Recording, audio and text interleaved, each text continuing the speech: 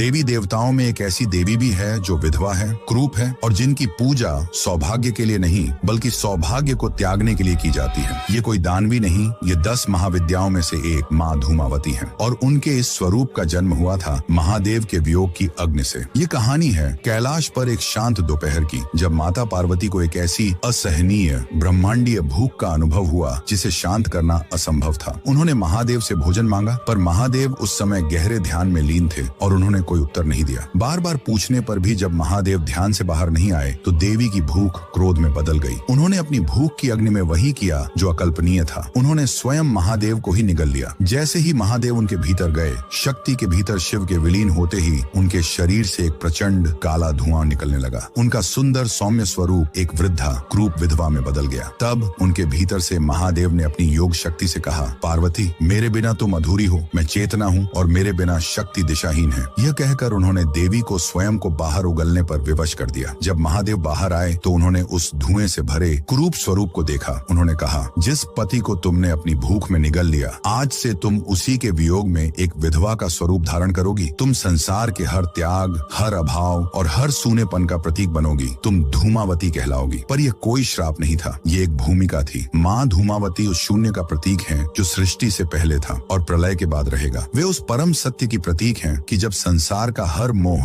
हर बंधन, हर सौंदर्य नष्ट हो जाता है, तब भी चेतना अकेली रह जाती है। वे हमें सिखाती हैं कि सबसे गहरे दुहक और हानि में भी एक दिव्य शक्ति छिपी होती है, वैराग्य की शक्ति। उनकी पूजा धन या सौंदर्य के लिए नहीं बल्कि हर बंधन से मुक्त होने के लिए की जाती है।